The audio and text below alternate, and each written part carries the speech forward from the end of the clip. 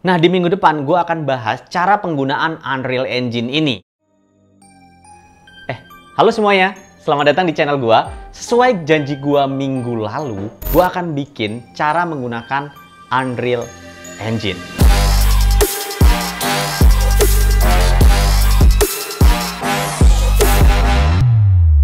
Hai semuanya, selamat datang di channel aku.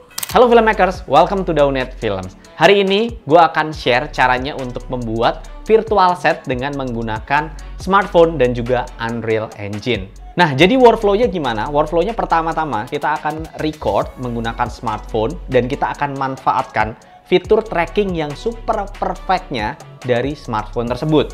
Oke, lalu kita ekspor dan kita masukin ke komputer. Jadi kita ambil data videonya plus kita ambil data trackingannya, kita olah.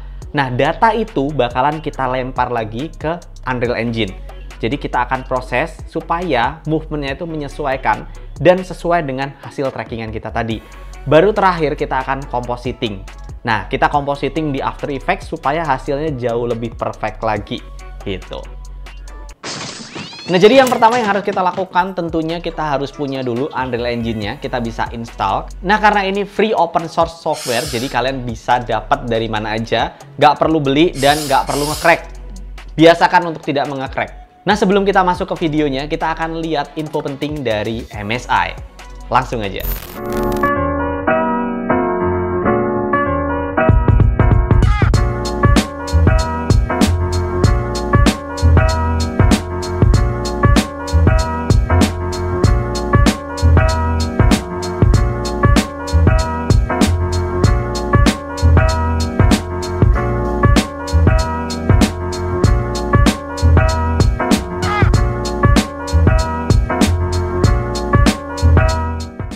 Nah, lalu yang kedua, kita harus download aplikasi dari smartphone yaitu Camtrack AR.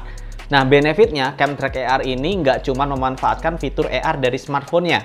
Dia juga bisa memanfaatkan fitur LiDAR dari smartphone tersebut. Nah, tapi sayangnya di sini ini cuma bisa dipakai di iOS aja. Jadi untuk konten kali ini gue akan beli iPhone 12 sekaligus ya bisa dipakai buat kantor lah ya. Dan kita akan manfaatkan fitur LiDAR-nya. Karena emang ya itu trackingnya akurat banget. Nah, lalu kenapa kita nggak pakai iPhone 13 saja? Kenapa? Karena kita tidak punya uang. Apa? Nah, lalu yang ketiga kita akan siapkan green screen.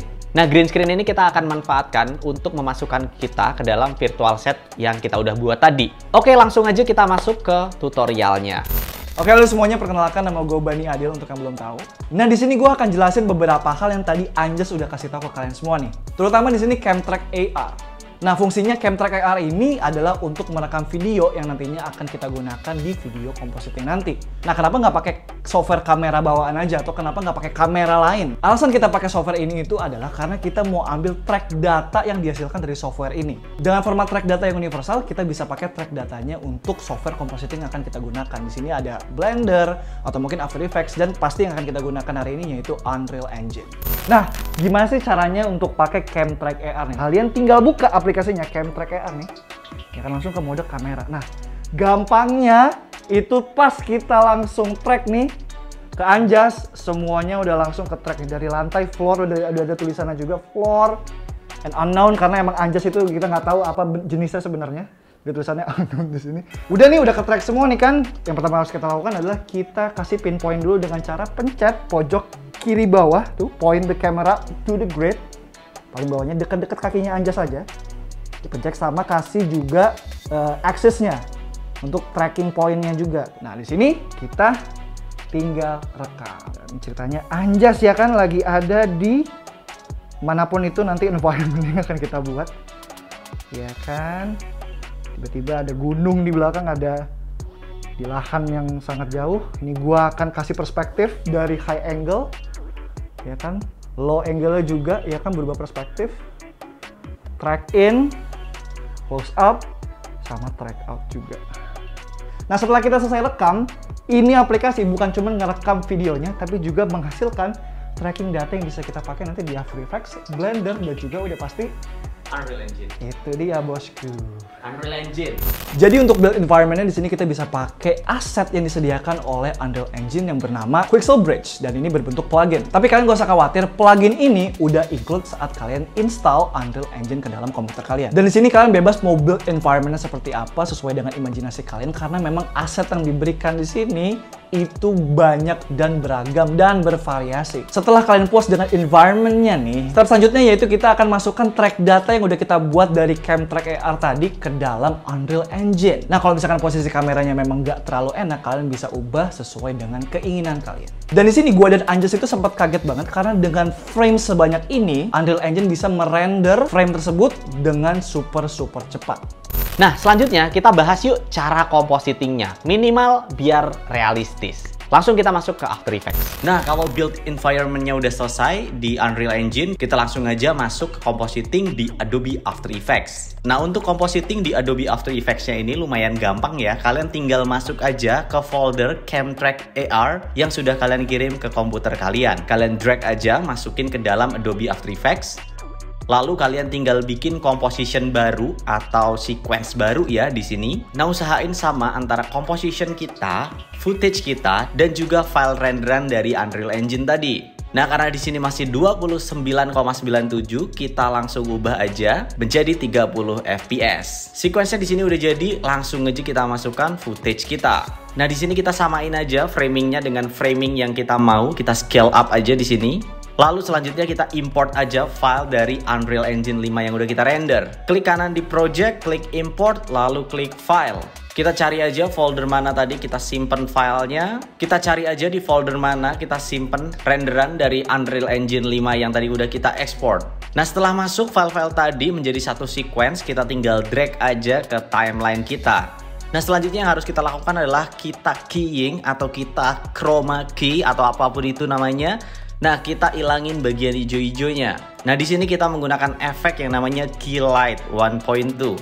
Nah, di bagian Key Light ini kita tinggal cari aja bagian yang namanya Screen Color atau pencomot warna yang mau kita hilangkan. Nah, karena kita nggak mau background-backgroundnya di sini kelihatan, kita akan melakukan yang namanya masking. Nah, buat kalian yang pengen tutorial maskingnya ada di pojokan, silahkan klik aja videonya. Karena kalau dibahas di sini pasti panjang banget. Nah, di sini kelihatan ya, karena gambarnya masih kecil, backgroundnya kita gedein aja. Kita harus scale up belakangnya. Nah, di sini video gue bahkan belum di color correction, tapi dengan cukup menggunakan levels aja, kalian lihat di sini udah lumayan banget kan? Nah, memang secara composition kayaknya bakalan harus butuh waktu panjang lagi biar lebih kelihatan real.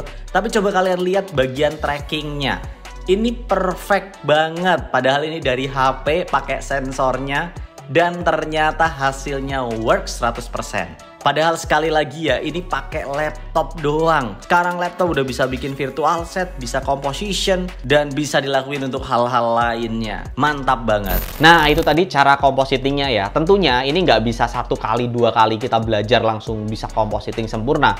Butuh eksperimen.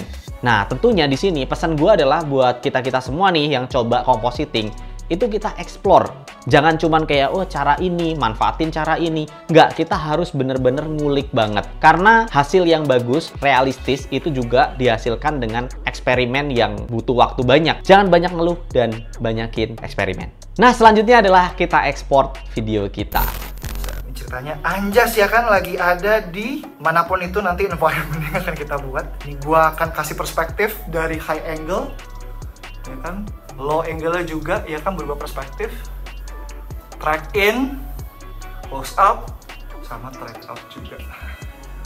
Nah, kesimpulannya dari video ini adalah dengan memanfaatkan features yang sekarang ada, kita bahkan udah bisa membuat sesuatu yang tadinya harus di-render dengan alat yang super berat, sekarang bisa di laptop dan smartphone aja. Manfaatin keduanya, laptop, smartphone. Dan mungkin kedepannya gue akan bikin coba pakai motion controller, dan mungkin gue akan pakai teknologi-teknologi lain supaya kita bisa implementasi di rumah tanpa harus menggunakan alat yang mahal-mahal. Nah, itu dia untuk episode kali ini. Mudah-mudahan gue tetap bisa lanjutin terus konten Unreal Engine ini supaya ini bisa jadi konten ya mungkin kalau nggak tahunan, bulanan, biar kita semua ngerti teknologi kayak gini dan kita bisa implementasi. Oke guys, itu aja untuk episode kali ini. Thank you buat Bani Adil yang udah bantuin bikin video ini. Thank you for watching and always out of the box.